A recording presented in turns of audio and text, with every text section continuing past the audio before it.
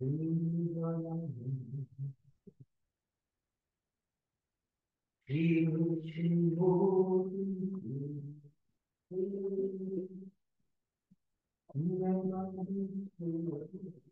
와 계시니 우리 찬양하겠습니다. 빨리 몇 장일까요? 시간이 안 돼도 미리 찬양하면 좋으니까. 네, 19장 한번 해볼게요. 네, 79장. 그 하나님 지으신 모든 세계 79장 함께 찬양하도록 하겠습니다. 79장입니다. 주 하나님 지으신 모든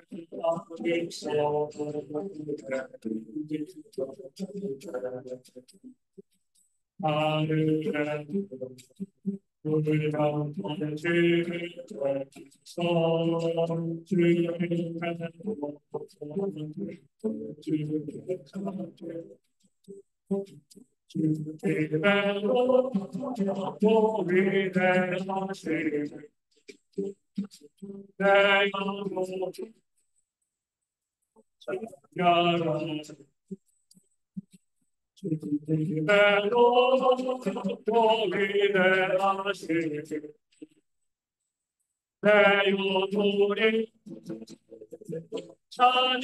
하늘에 우리가 항상 널 찾아서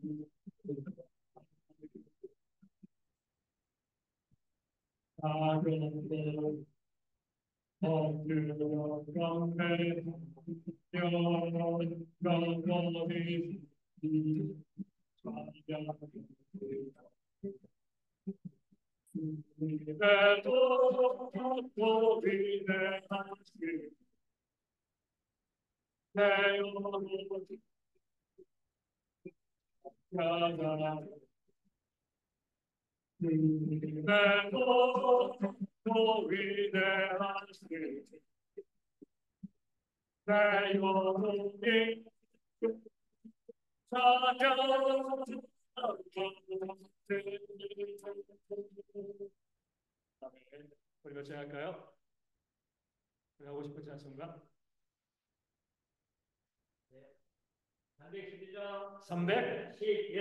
311장입니다.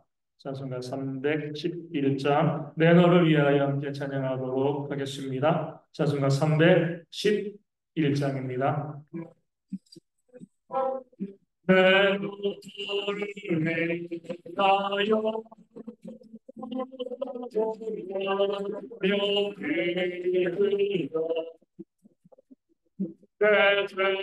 죄를 속하여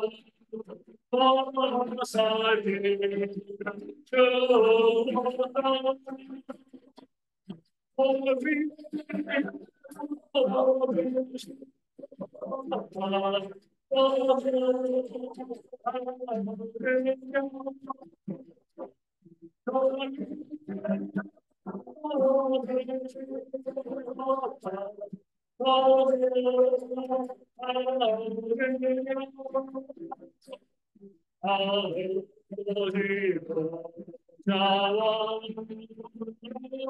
그 영광 떠나서 같은 세상에 나를 속도와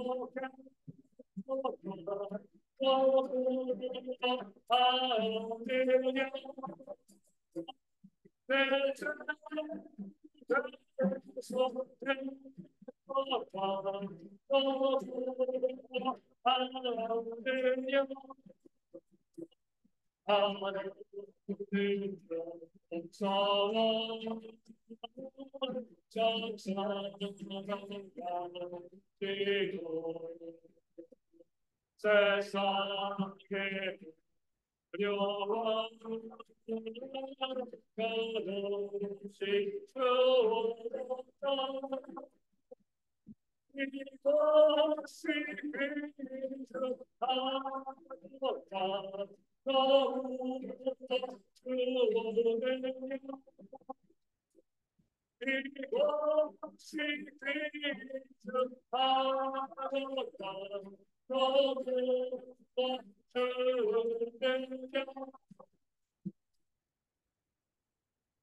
들으실까요? 432장입니다.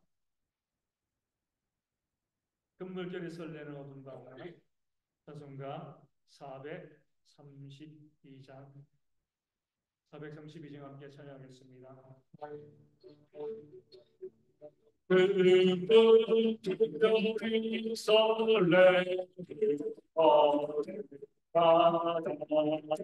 저들에게 불빛도 빛나네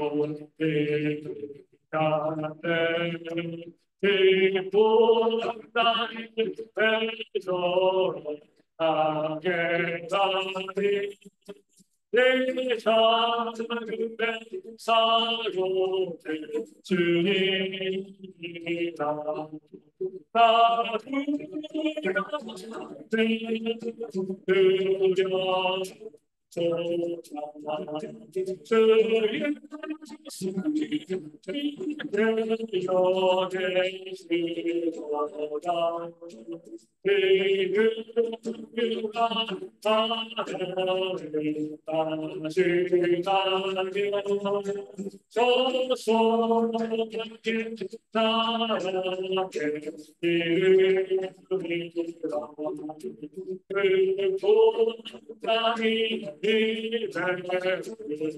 주님이다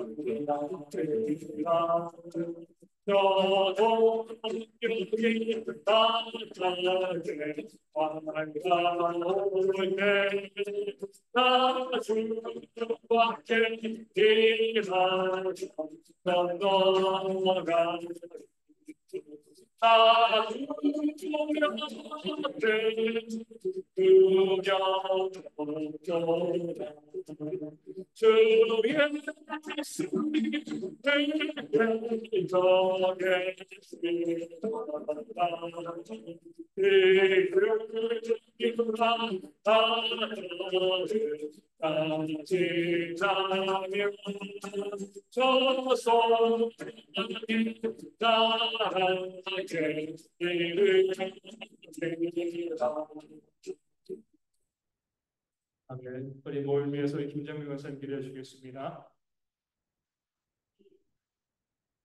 아멘.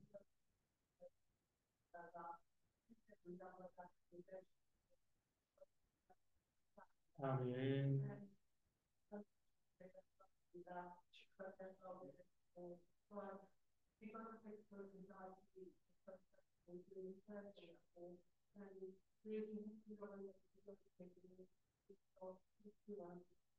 아멘. 아멘.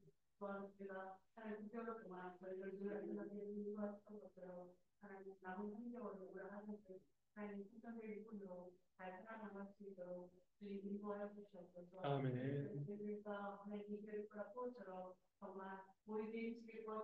아멘.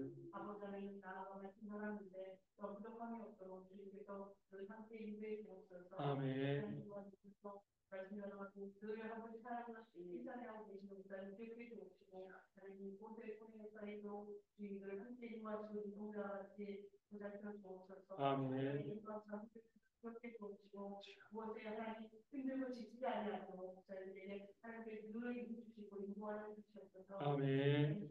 저희가 또 각 기관들이 그의 역할을 잘 감당하고 있어요. 하나님, 본의 강조역사를 잘 감당하시는 대로 부흥시킬 수 있도록 저희 마음을, 저희 육체를 계속 붙이시고 인도해 주시옵소서. 아멘. 말씀 드릴 때 저희 마음이 아버지를 부어드리게 하시며 그래서 나아가 아버지의 전함을 통해서 내 성도 하나님 열려있는 삶이 될 수 있도록 하나님 인도해 주시옵소서. 아멘. 우리 많은 성도님들 계십니다. 하나님 그들을 일으켜 세우시고 늘 강건함으로 인도해 주옵시고 예배를 사모할 수 있도록 저희 늘 성도가 여건을 주께서 인도하여 주시옵소서. 아멘. 예수님의 복도 나이다. 아멘. 찬송가 320장 함께 찬송하고 기도하겠습니다. 320장입니다. 나의 죄를 정케 하사. 함께 찬양합니다. 찬송가 320장입니다.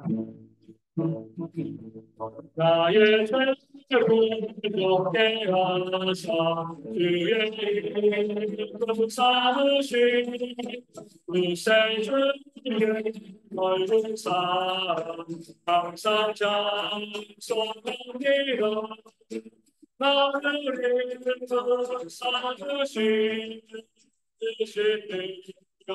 주시고 언제든지 든든히 사용하여 주소서.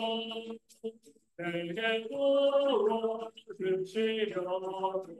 그대의 준비하실 그의 채워주사 능력이 있게 하소서 나를 삼으시는 그 신능력 주시고 언제든지 그때도 사용하여 주소서 그의 죄를 두가 주신 그의 능력 끊어라 나를 비로사신 예수 내 맘속에 오소서 나를 삼으시는 주신 능력 주시고 언제든지 그때 사용하여 주소서 주여 내게 성령으로 충만하게 채우사 생명수가 잠들처럼 흐르게 하옵소서 나를 기쁘 삼으시는 주님이여 주시고 언제든지 그때도 사용하여 주소서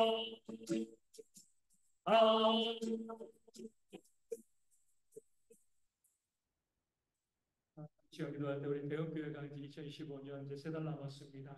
우리가 지혜롭게 잘 준비할 수 있도록 기도해 주시고요. 모든 성도들이 다 함께 기도하며 준비하고 세워가는 그런 교회가 되어줄 수 있도록 또 도전하고 또 개혁하는 교회로 준비되어질 수 있도록 기도해 주시고요. 최태원 전사님이 강도신을 받고 또 능력이 있는 사역자로 세워질 수 있도록 대형교회도 더 많은 직분자들이 세워지며 모든 성도들이 함께 헌신하는 교회 될 수 있도록 기도해 주시고요. 주어지는 날씨 속에서 우리 성도들이 건강할 수 있도록 감기를 비롯한 호흡기 질환을 잘 이겨낼 수 있도록 오늘도 이 감기로 해서 보지 못하시는 분들 우리 가정들이 있는데 회복되어 줄 수 있도록 기도해 주시고요. 어르신들과 아이들 또 군인의 형제들의 건강을 위해서 우리 함께 기도하도록 하겠습니다. 하나님 감사합니다. 저희가 2014년 이제 하나씩 마무리해 나가면서 새롭게 2025년을 준비하게 하시니 아버지 참으로 감사합니다. 우리 하나님 은혜 가운데 우리 모든 성도들이 함께 기도하며 준비해가는 그런 저희가 되어질 수 있도록 교회가 좀 더 교회다워지고 온전하게 바르게 수용하는 그런 역사 가운데서는 그런 교회가 되어질 수 있도록 아버지 인도하시고 아버지 함께 해주실 줄로 주여 믿습니다. 아버지 바라고 수막고 우리 모든 성도들이여 기도하며 또 지혜를 모으면서 어떻게 하는 것이 교회가 온전한 교회로 개혁적인 교회로 될수 있을 것인가 바라보며 나아가는 그런 저희가 되어질 수 있도록 아버지 인도하시고 아버지 함께 해주실 줄로 주여 믿고요. 그럴 때 부어주시는 기도를 나눠볼까 은혜 역사가 충만하게 저희 가운데 부어질 수 있도록 인도하시고 함께 해주실 줄로 주여 믿으며 사람들의 그런 의견들과 그런 주장들 또목회 저희의 주장만 아버지 내세우는 것이 아니라 우리 모든 성도들 다 나무랐다고 함께 되어서 교회를 바르게 세워가 교회 애쓰고 수고하는 그런 역사가 저희 모두 가운데 있도록 아버지 인도하시고 붙잡아 주실 줄로 주여 믿습니다. 그런 마음을 가지고 우리 모든 성도들이 함께 기도하면서 함께 발맞추어서 함께 협력하여서 마음을 합해서 2025년을 아버지 하나님 그렇게 열어갈 수 있는 저희가 되어질 수 있도록 아버지 인도하시고 아버지 함께 해주실 줄로 주여 믿그를 내보내시는 우리 안에 놀라내고 그 역사가 충만하게 저희 가운데 부어지는 그런 모습이 있도록 아버지 인도하시고 함께 해주실 줄로 주여 믿습니다. 아버지 어려움 속에 저희 가운데 우리 세상에 이번 주와 연락한 것을 열받게 되어집니다. 하나님의 가운데 귀한 사역처럼 저희 사역 받을 수 있도록 말씀과 기도와 예배 가운데 끝하보다 제 백성 되어지고 어디에서가 하나님의 가운데 주시는 많은 수련의 청함을 받을 수 있는 그런 귀한 사역자 되어줄 수 있도록 아버지 인도하시고 그들을 함께 해주실 줄로 주여 믿으며 그런 마음 가운데 그런 가운데 기도하고 감동으로서는 그런 귀한 모습이 있도록 도와주시고요. 그들 위해서 그 사역자로서 저희 세웠고요. 또 충성된 일들로서는 그런 귀한 일꾼 되어줄 수 있도록 아버지 인도하시고 함께 해주실 줄로 주여 믿습니다. 아버지 함께 되었기도 또 많은 친구들의 장로님 목사님 스택스와 같은 그런 교회가 되어지고 하나님께 세워지는 분들 위해서 교회가 믿음을 얻고 온전히 세워받은 그런 역사도 충만할 수 있도록 아버지 인도하시고 교회 세워지는 분들이 하나님의 나라 그 역사를 위해서 애쓰고 수고하고 헌신하는 그런 삶으로 도전하며 나아가는 교회가 되어질 수 있도록 우리 모든 성도들이여 그 당신의 자리 가운데 다 함께 하시라고 또 수고하고 또 매듭 가운데 바른 길 걸어가는 우리 함께 행복을 되어주실 수 있도록 아버지 하시고 아버지 함께 해주실 줄로 주여 믿습니다. 그런 마음으로 기도하고 경건은 그런 주의 모두가 되어주도록 아버지 하시고 붙잡아 주실 줄로 주여 믿고를 대보주시는 모든 모습 가운데 교회가 또 안심하고 수고하는 그런 모습 저희 가운데 또 아버지 하시고 붙잡아 주실 줄로 주여 믿습니다. 날씨가 소리시면서 또 대신하로 힘들어 많은 분들이 있습니다. 아이들도 어르신들도 너무 힘들어 어려운 것을 모든 어르신들의 회복되어지는 그런 역사에 들어 도와주시고 아이들 회복되어지게 들어 도와주시고 그 어려운 경건 잡고 오시 건강하게 아버지 시기를 다 이겨낼 수 있는 군의 형제들 아버지를 가는 형제 성화 형제 아버지 주령님께 해주시고요. 군의 수가 건강하고 안전하게 그새가 잘하니 교훈을 또 주령님도 보내야 되는데 잘 이겨낼 수 있도록 아버지 인도하여 주시고 건강한 것으로 이런 거는 힘들이 있어요. 주님 바라보는 그런 역사가 저희 가운데 충만할 수 있도록 아버지 것이고 붙잡아 주실 줄로 주여 믿습니다. 그 마음 가운데 우리 모두 함께 기도하므로 간구하는 그런 저희가 되어주실 수 있도록 아버지 것이고 붙잡아 주실 줄로 주여 믿고요. 또 절대에서 우리 영기 모든 성도들이 서로의 건강을 지켜가며 기도와 충만을 위해서 모두 건강하게 온전히 사랑하여 만들게 해줄 수 있도록 인도하시고 함께 해주실 줄로 믿습니다.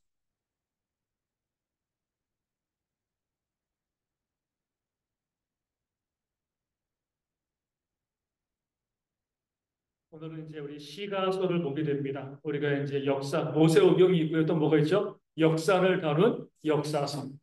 또 예언을 다룬 우리 선지서가 있는 거죠.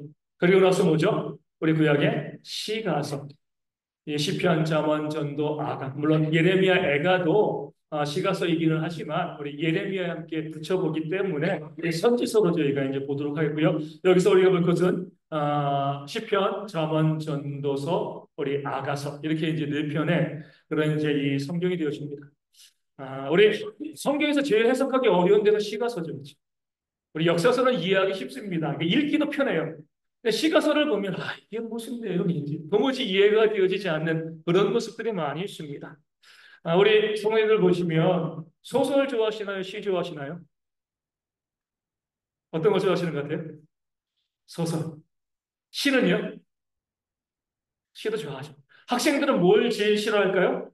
시. 우리 이제 수능 보면 너무 어렵습니다. 예전에 이제 그런 경우가 있었어요. 어떤 이제 이 작가의 시인의 시가 이 학력고사 옛날 학력고사 학력고사에 실렸어요. 그래가지고 이제 작가의 의도를 딱 했었는데 나중에 작가가 내 의도는 없는데 그러니까 작가가 자기가 쓴 의도는 없는데 그 시를 문제 내는 사람이 아마 이 작가의 의도는 이것일 거야 1, 2, 3, 4 쭉 했는데 그 안에 자기의 의도가 없는 거예요. 그러니까 이게 시일 수 있습니다. 그러니까 어렵다는 거예요. 그렇죠? 어떤 의도를 가지고 이 시를 기록하였는가 정말 어렵습니다. 그래서 우리 성경을 연구할 때도요, 뭐 시가서 짧으니까 뭐 편하겠지. 그렇죠. 정말 어려운 것이 바로 이 시가서가 되어집니다. 근데 우리 시편, 잠언, 전도, 아가서 이것을 보면 이스라엘 백성들 뭐 저는 이제 히브리어를 잘 모르기 때문에 그러지만 운율이 있는 언어라고 하거든요. 그러니까 상당히 뭘까요? 시적인 측면에 있어서 뭐 서사적인 측면보다 이야기보다는요 시를 다루는 데 있어서 아주 탁월한 민족이 히브리인이 아닐까 이렇게 생각이 되어집니다. 시의 특징은 뭐냐면 그 사상을 소설 한 권을요 한 편의 시로 풀어내는 것입니다. 압축적으로 이제 이 말씀과 메시지를 정하는 것이기 때문에 어떻게 보면 유대인들에게는요 정말 잘 들어맞는 친숙한 그런 장르가 시가서가 되어진다. 유대인들은요 항상 지혜를 구하는 사람들이고 그 많은 내용 중에서 하나님께서 말씀하시는 그 탁월한 한 부분을 끄집어내는 그런 이 민족들이기 때문에 이 시가서, 지혜, 문학서 이런 부분들이 활발하게 또 사용되었고 또 성경에도 이 네 권의 시가서가 들어와 있다 이렇게 이제 보게 되어집니다. 우리 보면 이제 이 시가서를 볼 때 시가서 핵심은 말씀이거든요. 말씀을 전하는 자들 이렇게 나왔잖아요. 말씀을 누가 전하죠? 먼저 제사장. 그러니까 구약의 제사장은요 요즘 시대에 뭐와 같아요? 목회자와 같죠. 그러니까 제사장은 그냥 예배 드리는 것만 하는 게 아닙니다. 제사만 드리는 게 아니라 백성들에게 뭘 했어요? 말씀을 가르쳤습니다. 제사장들이. 그래서 에스라는요 학사 겸 제사장. 제사장이기 때문에 학사. 율법학자로서 말씀을 가르치는 그 역할을 감당해 냈던 거죠. 이 제사장들은요, 율법을 가지고 어디에서요? 성전에서. 처음에는 직분, 두 번째는 무엇을 가지고, 세 번째는 어디에서. 제사장은 율법을 가지고 성전에서 말씀을 전했습니다. 지혜자는요, 모략이죠, 모략. 이 모략에 대해서는 이 기록된 말씀에 대한 해석이다, 이렇게 볼 수가 있습니다. 그러니까 모략을 다른 것으로 해석하기보다 지혜죠. 율법을 어떻게 해석할 것인가 라는 부분들이 바로 이 모략이 되어지고요. 지혜자들은 모략을 사용하고 율법의 본문을 가지고요, 율법을 해석하고 어디서요? 지혜학교를 세웠습니다. 예전에는요, 이스라엘 백성들 가운데 고대 근동도 마찬가지지만 지혜학교가 있었어요. 어떻게 보면 공자의 학교도 지혜학교죠, 그렇죠? 그러니까 지혜로운 자들이요, 사람들, 무리를, 백성들을 끌고 다니면서 그 율법의 말씀을 가지고 그 율법의 말씀을 해석하고 그 말씀을 가지고 뜻을 푸는 그런 일들을 많이 감당했습니다. 이런 지혜 학교가 나중에 뭐로 바뀐 거죠? 바리새파. 바리새인들이 주로 했던 것은요, 율법의 말씀을 가지고 말씀을 해석해 나가는 그런 모습입니다. 우리 선지자들은요, 하나님의 말씀이죠, 그렇죠? 그러니까 주시는 말씀, 기록된 말씀을 가지고서 뭐한 거죠? 말씀을 적용하는 거예요. 실제적으로 너희가 이 말씀이 기록되어 있는데 이 말씀에 너희가 이렇게 적용되어진다라고 이야기하는 것이 바로 선지자들이죠. 그리고 나서 선지자들은요, 선지자 학교를 세웠습니다. 엘리야, 엘리사 보면은요, 나름대로 선지자의 그런 학교를 세워가지고 그 선지자의 사역을 감당하게 했는데, 뭐 대부분의 선지자는 뭐죠? 하나님이 직접 임명하셨죠. 제사장은 뭐예요? 이 피를 가지고, 혈통을 가지고 계속 이어진 것이고, 선지자는 하나님께서 임명하시고요. 그리고 지혜자는요, 백성 중에서 지혜로운 자들이, 말씀을 연구하는 자들이 따로 그렇게 그룹을 만들어서 하나님의 말씀을 전하는 그런 모습이 됩니다. 그러니까 제일 중요한 것은요, 우리 제사장, 지혜자, 선지자 모두 가장 기본적인 베이스에 뭐가 있어요? 하나님 말씀이죠. 시편도, 잠언, 전도서, 아가, 이 모든 말씀에도요, 기본적으로 뭐죠? 하나님의 말씀이 기본이 되어진다는 겁니다. 그 말씀을 가장 강력하게 드러낸 것이 시편 119편이죠, 그렇죠? 하나님의 말씀이 여호와의 율례가 계속 매 절마다 말씀, 율례, 하나님의 말씀이 나오는 거잖아요, 그렇죠? 그러니까 말씀을 가지고 지혜를 구했고요, 말씀을 가지고요 예언하였습니다. 그러니까 다른 것 가지고 한 것이 아니라 제사장들은 율법을 그대로 가르치고 해석했지만 이 지혜자들은요, 그 말씀을 해석하면서 지혜를 얻어왔고요, 선지자들은 그 말씀의 범주 안에서 뭐예요? 하나님의 말씀 뜻을 예언하는 그 사역을 감당했습니다. 가장 중요한 것이 바로 하나님의 말씀이 되어지는 거죠. 우리가 이 세 가지 기능을 통해서 우리가 제사장적인 역할에만 머물러 있으면 안 되죠, 그렇죠? 말씀을 우리가 보고 해석하는 것 중요하지만 이 지혜자처럼 그 말씀을 온전하게 해석하는, 그러니까 제사장은 1차적으로 어떻게 문자적인 면에서 많이 추정이 있는데 이 지혜자들은요, 그 말씀의 깊은 뜻, 그 뜻이 무엇인가, 말씀 해석에 가장 표준되어지는 원리는 어디 나와 있을까요? 성경에 말씀은 이렇게 해석해야 돼, 딱 알려준 그 원리가 있습니다. 어디 있을까요? 성경에는 이렇게 기록되어 있으나 이렇게 하고요. 어디 있어요? 마태복음 5장 산상수훈이죠. 율법에 살인하지 말라 기록되어 있으나, 그러니까 주님께서 그것을 해석해 주시는 거예요, 그렇죠? 성경에서의 율법에서의 살인, 제사장적인 번째로 보면 뭐예요? 다른 사람을 찔러 죽이면 살인이 되어지는 거죠. 근데 예수님께서는 그 말씀을 해석하시고 적용하시는 거죠. 뭐예요? 형제에 대해서 나가라고 이야기하거나 미련한 자라고 이야기하는 자는요, 지옥불에 떨어지는 것이다. 단순히 그 사람을 칼로 찔러 죽이는 것이 아니라 오늘 아침에도 말씀드린 것처럼 말로도 죽일 수 있습니다. 그렇죠? 그 사람의 필요를 공급해 주지 않음을 통해서 죽일 수가 있어요. 또 어떤 사업장에서는요, 안전한 조치를 취하지 않아서 사람이 또 죽을 수도 있습니다. 이 모든 것이 살인이다. 그러니까 주님께서는 남의 생명을 존중해주지 않는 모든 것이 뭐예요? 살인하는 것이다. 그 말씀을 이렇게 해석하라는 거예요.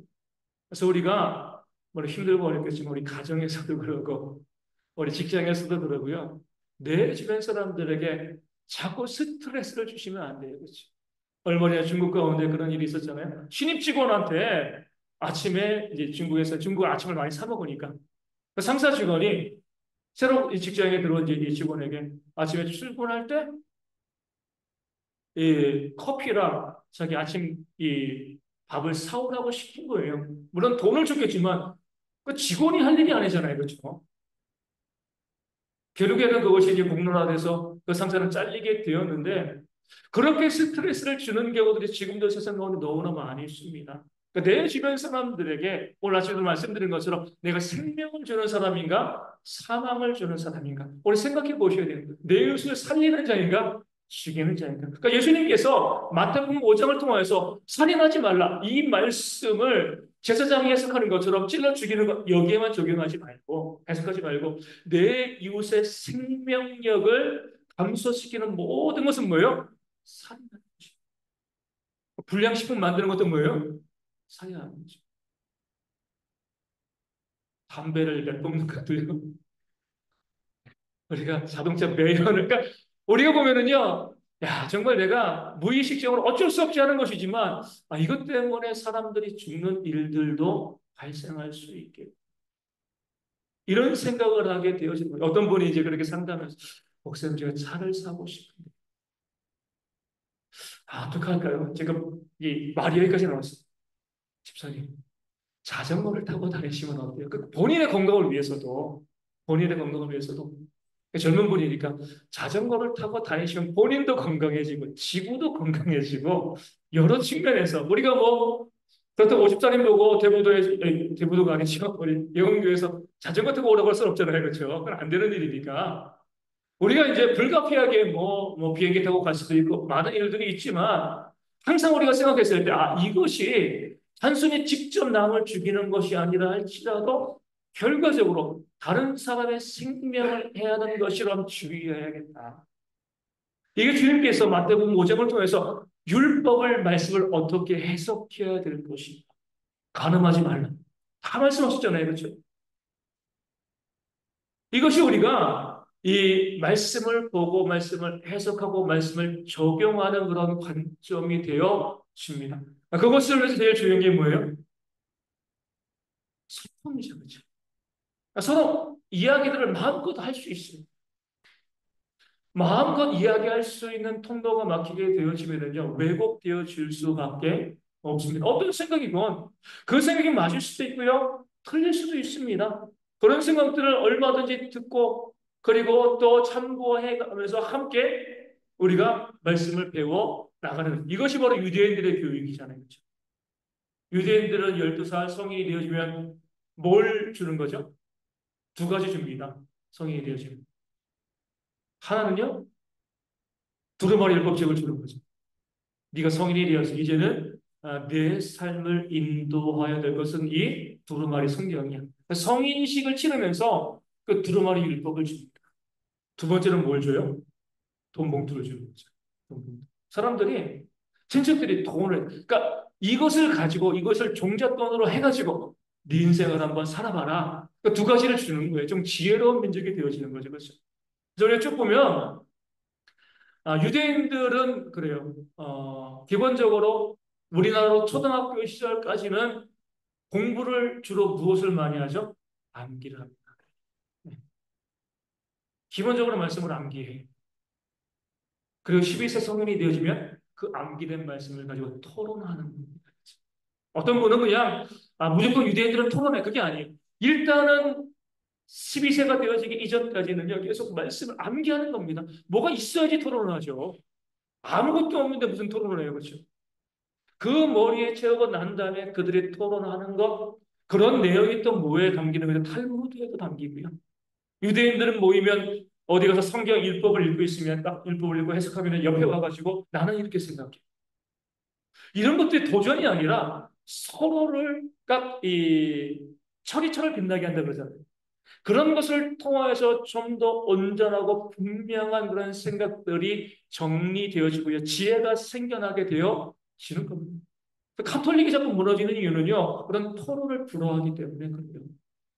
교회는요, 어찌되었건, 야, 가끔가다 이런 생각이 들 수 있어요. 야, 저렇게 말도 안 되는 소리. 근데 그렇게 말도 안 되는 소리를 할 수 있는 것이 교회.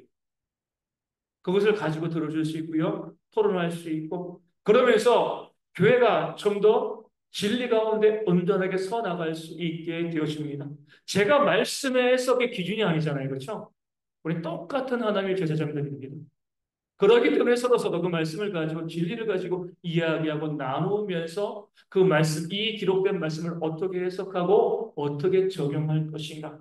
고민하고 함께 연구하는 것, 이런 것들이 믿는 성도들의 모습이 되어질 줄로 믿습니다. 요즘 이제 기도하면서 토론해야겠지만, 우리 내년부터는 우리 모든 공동체를, 우리 큐티 모임 공동체를 한번 세워가야겠다는 생각을 한번 해보게 되어집니다. 큐티가 다른 게 아니잖아요. 그 말씀을 있고요. 그 말씀을 묵상하고 해석하고 함께 나누고 함께 적용하는 것. 우리 삶의 중심에 하나님의 말씀이 있어야겠다. 그런 마음을 가지고 일단 준비하고 또 기도하고 있습니다. 올해도 하려고 못했는데 내년부터는 저희가 진행을 하고자 하는데 그런 교회로서 우리가 말씀 중심에 또 해석과 적용의 모습에 탁월한 교회가 되어질 수 있도록 또 많이 기도해 주시면 감사하겠고요. 우리 이제 욥기를 보면 욥기의 특징을 보면 욥기는 어느 시대 사람이었어요? 여기 나와 있나요? 족장 시대. 족장은 누구예요? 아브라함, 이삭, 야곱. 그 시대의 사람이 욥입니다. 우리가 보면은 뭐 이제 역대상하 에스라님의 역대상하 다음에 이제 우리가 이 시편, 욥기 시편 나오니까 욥이 상당히 후대의 사람이다라고 생각할 수 있는 그렇지 않습니까? 족장 시대, 아브라함 시대일 수도 있고요. 그 전 시대일 수도 있고 그 시대를 살아갔던 인물이 바로 욥이다. 이제 우리가 그것을 먼저 좀 아시면 좋을 것 같고요. 욥에서 주제는 뭐죠? 왜 의인이 고난을 당하는? 왜 삶의 고난이 당하죠? 왜 삶의 고난이 존재하죠? 왜 우리의 인생의 삶의 고난이 있을까요?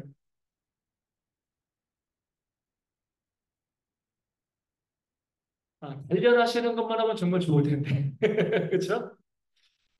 그렇죠. 우리 일단은요, 기본적으로 베이스는 모든 고난은요, 죄에서 시작됩니다. 나의 죄일 수도 있고요, 아담과 어의 범죄일 수도 있고. 왜냐하면 아담과 어의 범죄로 인해서 세상이 타락하고요, 진노함을 받았잖아요. 왜 화산이 터지고요, 왜 태풍이 몰아치고 왜 기상 이변들 그런 재앙들이 생기는가? 둘 다 있습니다. 인간이 죄된 삶을 살아왔기 때문에 하나님이 우리 사회가 그렇기 때문에 또 어떤 인간이요 자기 욕심대로 살아왔기 때문에 그렇습니다. 그래서 우리가 쭉 보게 되지만 내 삶의 고난과 어려움이 다가올 때 가장 먼저는요 뭘 살펴봐야 돼요? 혹시 내 죄 때문이 아닌가? 우리 점검해 보셔야 됩니다. 내가 지은 죄로 인하여서 이런 어려움과 문제가 내 삶에 다가오는 것이 아닌가. 근데 이것은요, 내가 점검하는 거예요. 그렇죠? 남이 점검해 주시면 안 됩니다. 야, 너 그렇게 살더니 그러니까 벌 받은 거야. 이렇게 말하는 것이 정말 악한 겁니다. 우리가 하나님이 아니다. 함부로 이야기할 수가 없는 거예요. 내가 나를 바라봅니다. 어떤 경우라도 우리 목회자가 교회에서 가스라이팅을 합니다. 그렇죠? 집사님, 지금 어려움이 있는데 순종하지 않았습니까? 뭐 하지 않았습니까? 이거는요, 내가 하나님의 위치에 올라가는 이렇게 이야기할 것이야. 근데 성도들은 그런 말 들으면 어때요? 무서워. 정말. 왜냐면은 우리 점쟁이에서 가는 것처럼 딱 가면 어때요? 뭔가 악재가 보여. 그럼 어때요? 당연히 그게 있으니까 찾아온 거죠. 다 걸리는 거예요, 그렇게. 누군가의 이야기하면서 불순종했기 때문에 그런 문제가 발생해. 여기에 안 걸릴 사람이 어디 있습니까? 다 목숨도 걸려요, 거기에. 근데 성도들은 거기에 약하고, 그러니까 그런 교회가 오히려 잘, 사업이 망하고, 문제가 있고, 질병이 있을 때, 집사님이 그렇게 그동안 헌금하지 않았으니까, 주일날 주일 성실 못했으니까, 순종하지 못했으니까, 그런 질병 하나님께서 주신 거야. 여기 누가 안 걸리겠습니까? 성도들이 목회자에게 어때요? 가스라이팅 당하는 거예요. 목회자가 하라는 대로 다 하게 되어 있습니다. 그거는요, 내가 하나님의 위치에 올라가는 거예요. 내 삶에 어떤 문제 어려움이 있을까? 이 문제 어려움이 있을 때 이것이 혹시 나의 죄로 인한 것이 아니라 내가 보는 거예요. 내가 점검하고요, 내가 바라보는 거죠. 물론 목회자가 무엇이 옳은 것인가 그런 것에 대한 지침을 알려줄 수 있어요. 구체적으로 그 삶의 문제 어려움 가운데 그 문제 때문에 그 죄 때문에 그 문제가 발생했다라고 단도직입적으로 이야기하면 교회를 이끌어가는 너무나 편한데 하나님께 심판받는 그런 죄가 되어지는 거죠. 그래서 우리도 다른 사람을 바라보면서 물론 마음에 들 수는 있죠. 아, 저렇게 나대더니만 이렇게 할 수 있잖아요. 하지만 그런 마음도 우리는 어떤 마음을 가져야 돼요? 우리의 이웃이 심지어 그 우리의 원수를 할지라도요. 그가 힘들면 기도해 주고요. 아프면 손잡아 줄 수 있는 것. 이게 우리 믿는 성도들의 모습인 거예요. 아, 잘됐다. 쌤통이다. 악한 겁니다. 그런 마음 가지시면 늘 힘들고 어려움을 바라봤을 때 내가 그것은 뭐예요? 그를 도와주는 거예요. 욥의 친구들이 그랬잖아요. 욥이 아파하고요. 자식들 다 죽었습니다. 재산 다 뺏기고요. 마누라는 하나님 욕하고 죽어라. 떠나고 이혼당한 거잖아요. 그렇죠? 그런 상황 가운데 친구들이 오면 뭐 해야 돼요? 위로해 주지. 얼마나 힘드냐. 얼마나 어렵냐. 그런데 친구들이 뭐라고 이야기했습니까? 야, 네가 죄 졌으니까 네가 이렇게 벌 받는 거야.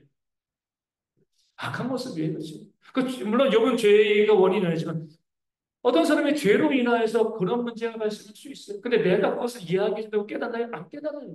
깨닫지 못합니다. 내가 알려준다고, 아, 고마워. 내가 미처 몰라서. 오히려 내가 알려주면 욕하고 대들고 싸웁니다. 단순히 위로하고요. 기도하는 그런 모습이 있어야죠. 그래서 우리가 항상 내 삶의 문제가 왔을 때 가장 먼저 뭐예요? 내가 내 스스로의 삶을 한번 살펴보세요. 하나님께서 나에게 복 주실 것인가?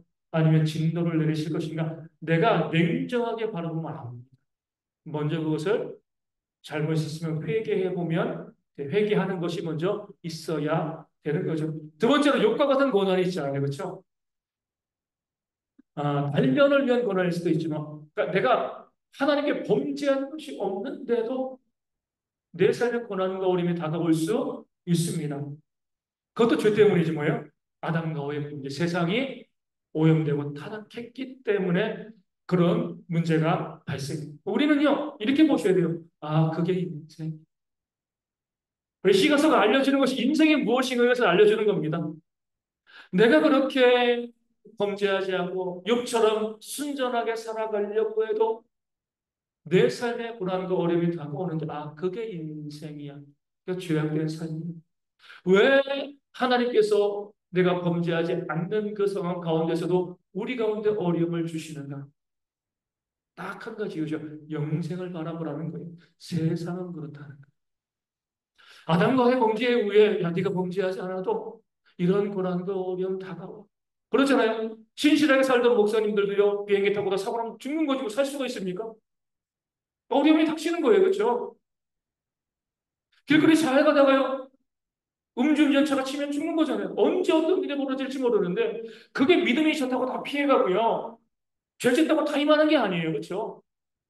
믿음이 좋고 잘 믿는 자의 삶에도 질병이 발생하고요. 사고가 발생하고 어려움과 문제가 발생하게 되어집니다. 그럴 때 아, 그래 이것이 인생이야.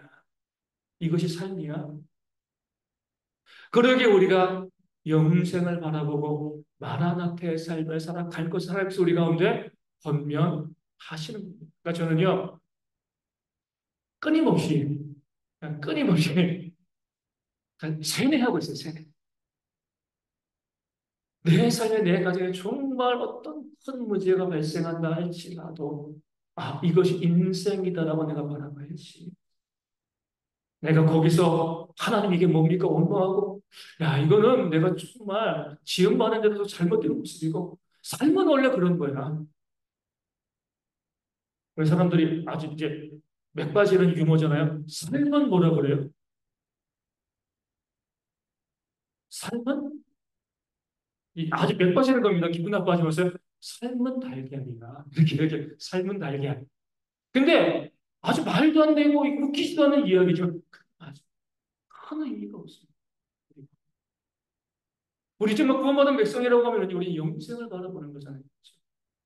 왜 하나님께서 성도의 삶에 내가 잘못하지 않았는데도 그런 고난을 주시는가? 어려움을 주시고 아픔을 주시는가? 이 땅에서의 삶을 그러니까 영생을 바라봐. 거기에 너무 마음 쓰지 말라. 이게 바로 성경이 시가서를 통해서 우리 가운데 말씀해주고 있는 거죠. 계속 전도서는 완전히 그냥 클라이막스고요, 그렇죠? 자원 전도서 하면서 점점 그것이 증폭되어집니다. 삶은 아무것도 아니다. 우리가 구원받은 자로서 우리 가운데 삶이란 뭐예요? 선을 행할 수 있는 기회가 주어진 것이지. 그렇게 선을 행하며 살아가도 고난도 있고, 어려움도 있고, 아픔도 있고. 내가 정말 열심히 이웃을 위해서 섬기고 살아가도 알아주지 못할 수도 있고, 배반당할 수도 있고, 온갖 일들, 부모가 자녀를 키우기 위해 정말 애썼는데 그 자녀들이 부모를 배신하고요, 모른 척 할 수도 있고요. 그런 일들이 있다는 건데 비일비재하다는 거예요. 그것이 당연하다는 것이고, 죄악으로 물든 세상이기 때문에 그렇다. 그러니까 너희가 영생을 바라보라. 그 하나님의 완전한 나라를 바라보라. 이것이 바로 시가서를 통해서 우리 가운데 말씀해 주시는 그런 모습이죠. 고난은요, 원인보다 헤쳐나가는 과정, 결론이 중요해요. 그 고난이 다가왔을 때 어떻게 이겨낼 것인가? 이겨내기만 하면 장땡입니다. 그렇죠? 내가 죄로 인해서 내가 이 고난받을 수 있어요. 탕자처럼. 하지만 아버지께로 돌아가면 회복되어지는 거예요. 그렇죠? 욥처럼 내가 범죄하지 않았음에도 고난이 다가올 수 있어요. 하지만 이겨내면 갑절의 복을 받아 누리게 되어지는 겁니다. 그 비유를 많이 이야기하는데 우리가 뼈를 튼튼하게 하기 위해서는 칼슘도 많이 먹어야 되고 운동도 많이 하면 뼈가 튼튼해집니다. 또 뼈를 튼튼하게 하는 다른 방법은 뭐예요? 뼈가 부러지면 되는 거예요. 다시 붙으면서 튼튼해집니다. 어찌되건 튼튼해지는 거예요. 고난이 그렇습니다. 내 삶에 있어가지고 내가 죄로 인해서 내가 벌받는 고난일 수도 있고요. 또 내 죄와 상관없이 그런 고난이 다가올 수도 있지만 잘 이겨나가기만 하면은요, 우리 가운데 유익한 것이 고난이다. 성경이 우리 가운데 약속하고 말씀해주고 있는 욥기가 그걸 사실 우리 가운데 알려주고 있는 거죠. 두 번째로, 세 번째로 이제 참된 위로. 아까 말씀드린 것처럼 욥의 친구들은요 정말 못됐죠, 그렇죠? 힘들고 어렵고 아픈데 물론 욥이 범죄해서 힘들고 어렵고 아플 때도 어때요? 가가지고 위로해야죠.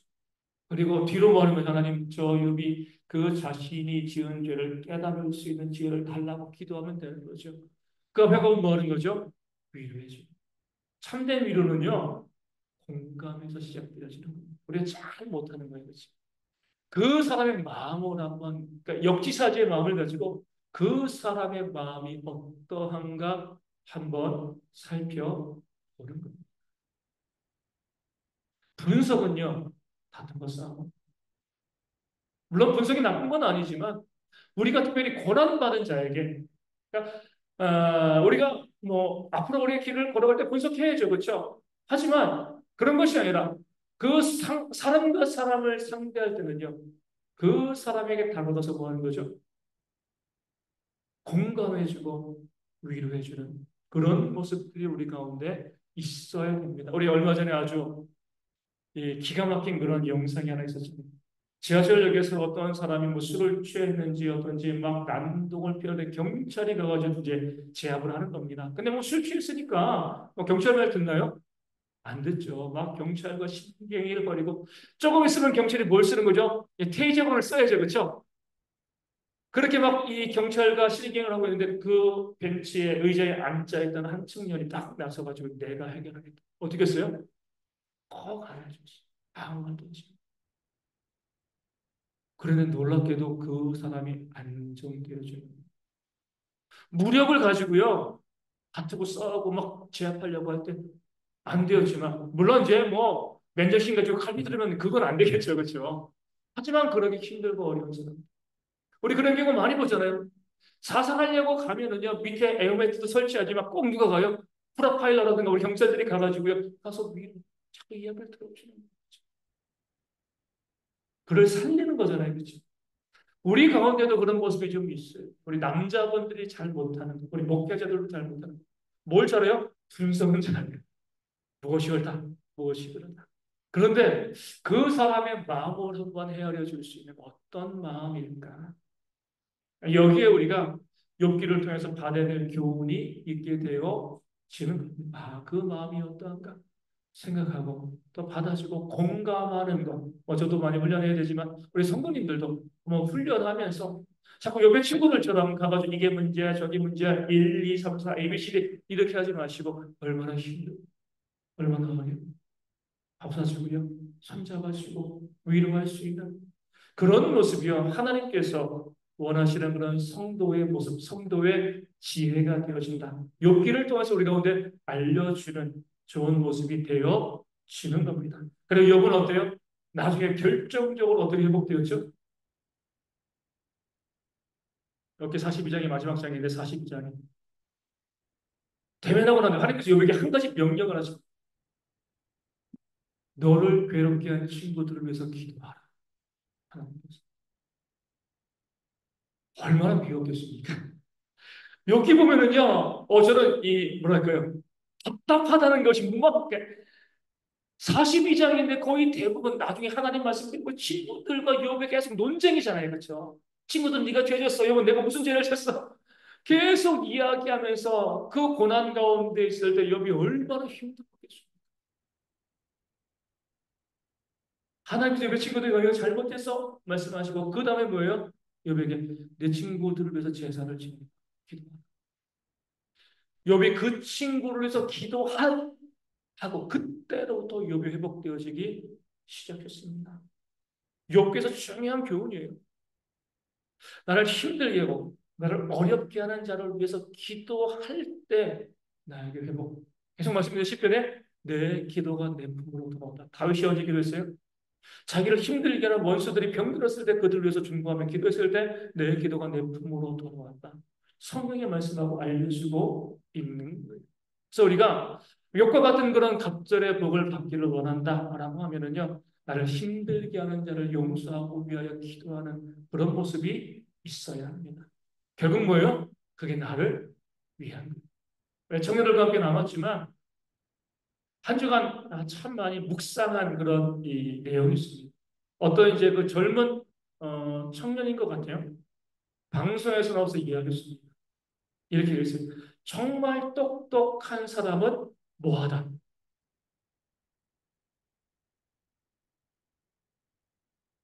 예? 미련하다. 뭐하다 딱 한 글자예요. 정말 똑똑한 사람은 착하다. 그 사람이 이야기하는 거죠.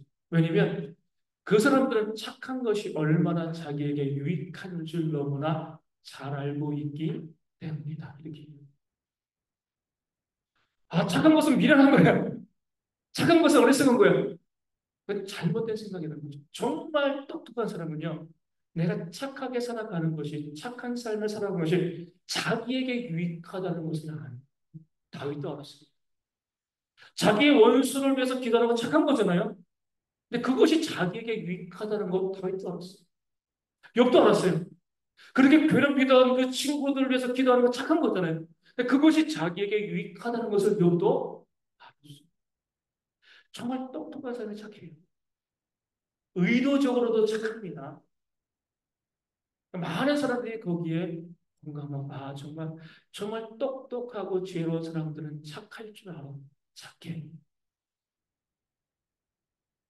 믿는 자로서 우리가 정말 그런 욥의 회복과 같은 그런 모습들 언제 우리가 회복되어 줄 수 있는가? 착할 때.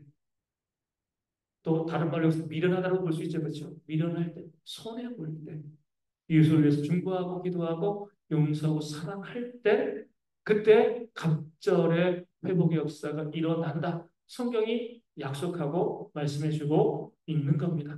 시편을 보면요, 이 다윗의 시편이 73편이 있습니다. 또 아삽이 12편, 보라 자손 11편, 솔로몬 2편, 모세 1편, 헤만 1편, 에단 1편, 작자미상이 50편. 그러니까 시편에 보면은 이 표제가 있잖아요. 누구의 시편, 뭐에 맞춰서 다윗이 범죄했을 때 그런 제목들이 있습니다. 그런데 어떤 것은 성전에 올라가는 노래 이렇게 하면서 누가 지었는지 나오지 않는 경우들 추정합니다. 다윗일 거야 아닐 거야 이렇게 이야기하지만 제목이 안 나오는 그런 시편들도 있습니다. 시편을 우리가 바라볼 때에 뭐 예전에 말씀드린 것처럼 시편은 영적으로 탁월한 자가 기록하게 되어집니다. 그럼 다윗이 영적으로 탁월했을 때 시편을 기록했는데 그때가 언제라고요? 광야 고난 가운데 있어요. 왜 고난 가운데 있을 때 영적으로 탁월하죠? 깊이 생각하기도 하고 내 삶에 고난과 어려움이 있으면요. 여러분도 그러잖아요. 오늘 아침에도 제가 이제 이 자매 이 카톡을 읽어줬지만 갑자기 그렇게 암 진단을 받았습니다. 그럼 뭐 하는 거예요? 하나님 찾는 거예요. 하나님 도와달라고. 그러니까 고난 가운데 있을 때, 뭐 세상은 안 그러지만 우리 믿는 사람들은요, 고난 가운데 있을 때 하나님 가까이, 하나님 찾아요. 나는 고난 가운데 있어도 하나님 찾지 않습니다. 이거는요, 경고입니다. 위험한 거예요. 정말 믿음의 사람들은요, 내 삶에 고난과 어려움이 있을 때 하나님께 나와서 기도하고요, 하나님을 찾게 되어집니다. 그러면 하나님과 가까이 있으니까 영적으로 탁월해지는 거예요. 깨끗해지는 거예요. 내가 노력해서 될 수 있는 거 아닙니다. 노력해서 영적으로 탁월해지는 것이 아니라 하나님 곁에 있으면 금묵자옥이라고 그러잖아요. 그렇죠? 하나님 옆에 있으면 하나님의 영향을 받아가지고요. 내가 영적으로 탁월하게 되어지고 그런 시편의 말씀들, 그런 지혜의 말씀들이 나오게 되어지는 겁니다. 반면에 우리가 영적으로 어두워진다는 건 뭐예요? 하나님에게서 멀어져 있다는 거. 언제 하나님 멀어져요? 먹고 살만할 때. 그렇죠? 사람의 한계입니다. 그렇죠? 알면서도 참 어려워요. 먹고 살만해지게 되면 하나님께 좀 멀어지고 또 힘들고 어려움 찾아오게 되죠. 계속 반복이 되어지는 거죠. 어거스틴은 이야기합니다. 죄가 무엇이냐? 하나님과의 거리다. 하나님과 가까이 있는 사람들은 죄를 벌 지고 하나님으로부터 멀리 있는 사람들은 죄를 많이 지을 수밖에 없다는 거죠. 하나님과 가까이 있는 자가 영적으로 탁월해지게 되어지는 겁니다. 다윗이요 영적으로 둔감해져서 밧세바를 범하게 된 이유는 뭐예요? 늦게 일어났잖아요.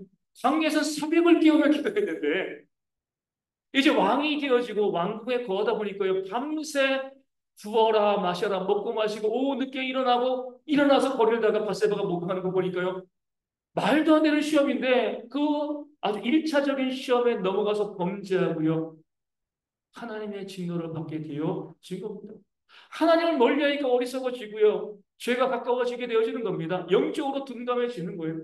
하나님과 가까이 하는 것이 뭐예요? 우리가 영원히 살아나는 그런 길이 되어지고 지혜로워질 수 있는 길이 되어지는 겁니다. 그래서 우리가 항상 하나님과 가까이 하는 삶. 늘 우리가 쉬지 말고 기도하셔야 돼요. 뭐 교회에 나와서 기도하는 것만의 기도가 아니잖아요. 매 순간 하나님 어떻게 해야 되겠습니까? 어떤 길로 걸어가야 되겠습니까? 하나님 도와주세요. 하나님 이렇게 해주세요. 하나님 저렇게 해주세요. 그렇게 계속해서 우리가 기도하는 것. 이것이 바로 우리가 하나님과 가까이 하게 되어지고 그리고 하나님의 은혜를 누리게 되어지는 거죠. 우리 김현 집사님도 그럴 거예요. 요즘 기도를 더 하시게 될 거예요. 왜요? 추천이 때문에 저기 저 멀리 전방위가 있잖아요. 그렇죠? 가까이 있었으면 조금 그래 좋은 데 있었으면 마음이 편해질 텐데 힘든데 위험한 데 가니까 내가 기도하지 않으면 안 되지. 저도 이제 1년 한 2개월 정도 남았습니다. 우리 정윤이 이제 광주에 가 있잖아요. 그렇죠? 매 금요일, 토요일, 주일 3일에 기도해 주면 하나님 오는 길 안전하게 해달라. 지금도 3시 또 차로 내려가 하나님 내려가는 길 안전하게 해달라. 제 힘으로 어쩔 수 없는 일이 발생하니까 기도할 수밖에 없는 거예요. 계속. 2년 반의 시간 동안 하나님 무사히 왔다 갔다 하게 하신 건 너무나 감사합니다. 그러니까 삶에 그런 어려움과 고난이 있으면 하나님 찾아갈 수밖에 없습니다. 가까이 하게 되시면 영적으로 탁월하게 되어지는 거죠. 그래서 우리가 늘 하나님과 내가 가까이 하고 있는가 아니한가 중요합니다. 내 삶의 복과 화를 가르는 것이기 때문에 그래서 하나님과 가까이 하기 위해서 애쓰고 수고하는 그런 모습이 우리 가운데 있어야 됨을 시편은 보여주고 있습니다. 잠언은요, 주로 솔로몬의 잠언이잖아요. 그렇죠? 이 지혜의 중요성을 이야기하고 지혜를 권장합니다. 뭐가 제일 중요해요? 지혜가 중요하죠. 정말 그렇습니까? 돈이 중요해요? 지혜가 중요해요? 지혜가 중요하죠. 지혜가 있으면 돈도 벌잖아요. 그렇죠? 돈만 있고 지혜가 없으면 돈을 다 까먹을 수밖에 없습니다. 그럼 지혜에 어떨 때 우리가 지혜로워질 수 있죠? 잠언에 뭐라고 나와 있어요? 우리 책에도 나와 있죠? 여호와를 경외하는 것. 이게 지혜의 근본이다. 다른 것이 지혜가 아니라는 거죠. 여호와를 경외한다는 게 뭐예요? 아까 말씀드린 하나님의 말씀을 알고 해석하고 적용하는 그런 삶을 살아가는 겁니다.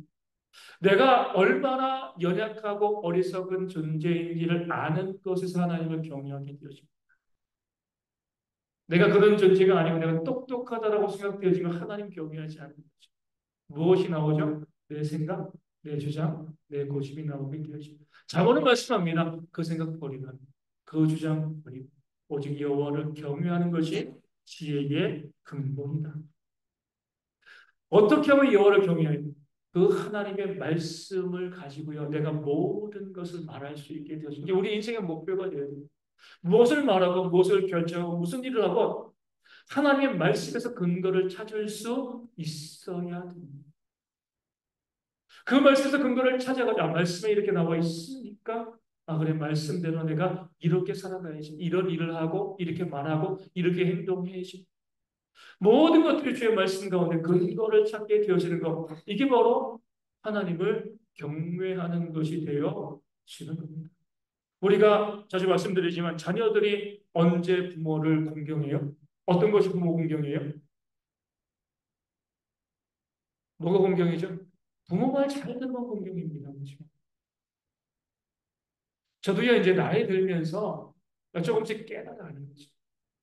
그래서 철없을 때는 물론 지금도 철이 있지는 않지만 철없을 때는요 제 생각으로 따박따박 이야기하고 저희 아버지를 많이 싸웠습니다. 이것이 옳다 저것이 옳다. 근데 지금 시간이 들어가면서 저도 이제 느끼는 그래 이게 죽고 사는 문제가 아니면 아버지만 따라 들어야지 그렇게 해야지. 때로는요 제가 봤을 때 전혀 엉뚱한 그런 말씀을 하실 때도 있어요.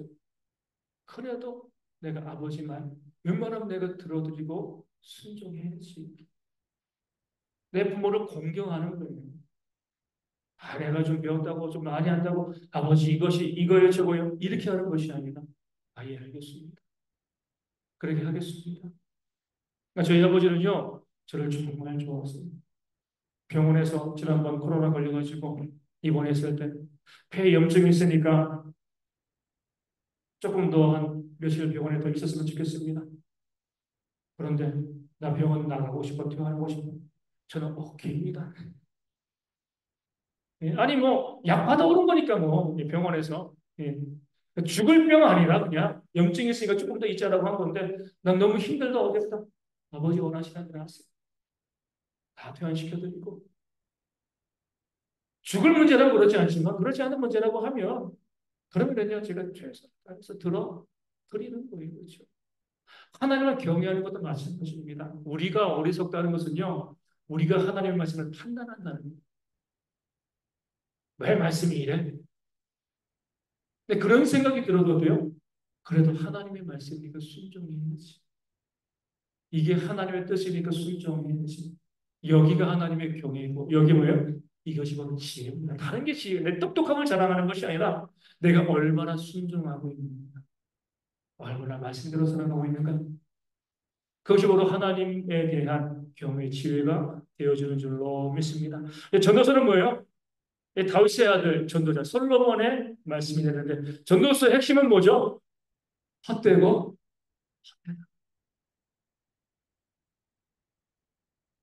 우리 이제 어르신들이 많이 계시니까 아마 이 말씀이 더 많이 와닿을 것 같아요. 젊었을 땐 잘 모르는 것 같아요. 나이 들면 그래.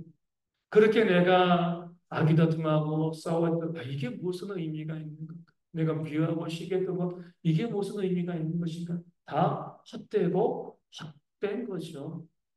우리 밀란 쿤데라의 책에 있습니다. 참을 수 없는 존재의 가벼움. 우리가요, 보면 아주 정말 우리가 과학자의 관점으로 보면 우주가 얼마나 커요. 우리 얼마나 전만도 못하잖아요. 그렇죠? 근데 우리 그거 가지고 자꾸 다투고 싸우고 누가 크니 누가 작니 뭐 누가 더 많니 누가 적니 자꾸 다투고 싸우는 그런 모습이 있어. 솔로몬이 이야기하는 거잖아요. 내가 다 해봤는데 헛되고 헛된 것이다. 그렇게 우리가 이 땅 가운데 목숨 걸고 다투고 싸워야 될 것이 몇 개나 될 것인가 없다는 거예요. 솔로몬은 저기서 무엇을 이야기해요? 우리 인생의 존재는 영혼을 살아가기 전에 이 땅에서 너무나 가벼운 존재, 언제라도 죽을 수 있잖아요. 그렇죠? 언제라도 내 삶이 마감되어질 수 있습니다. 아무것도 아닌.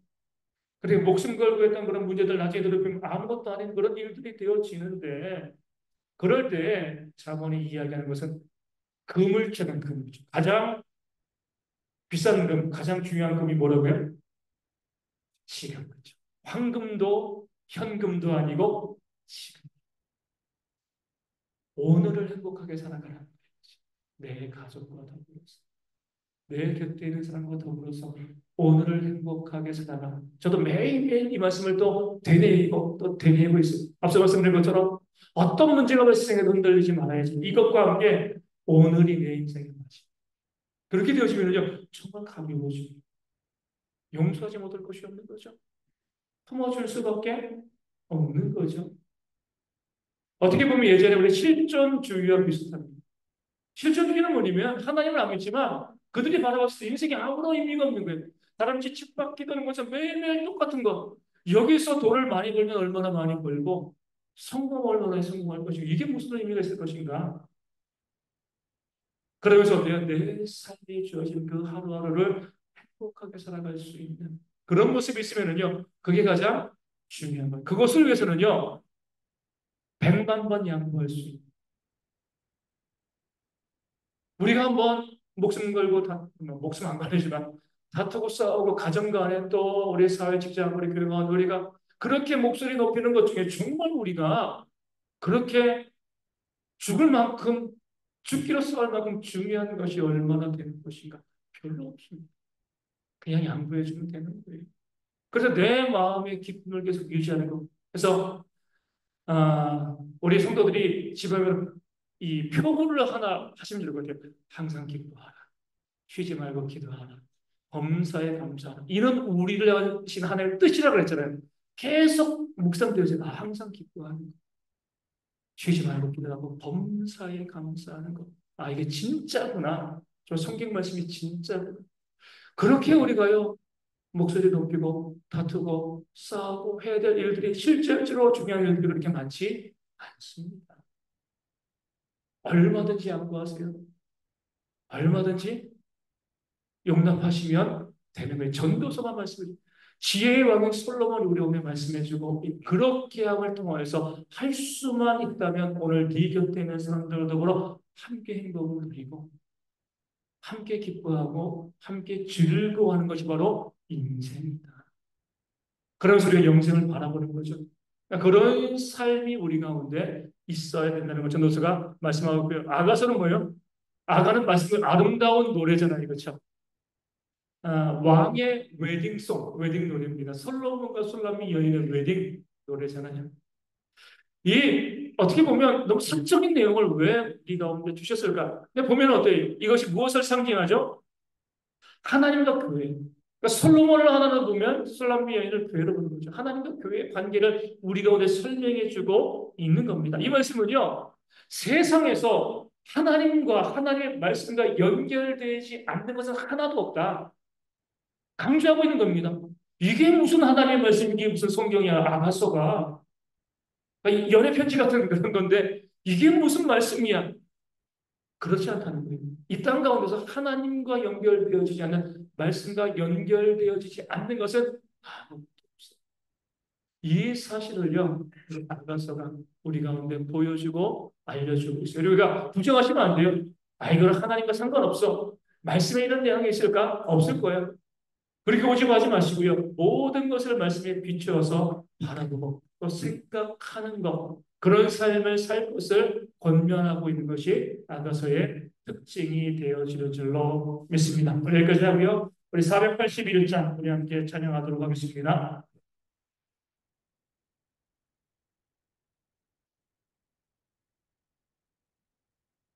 전도서와 딱 맞는 찬송입니다. 481장 떼저 불어서 날이 어두니 함께 찬양하겠습니다.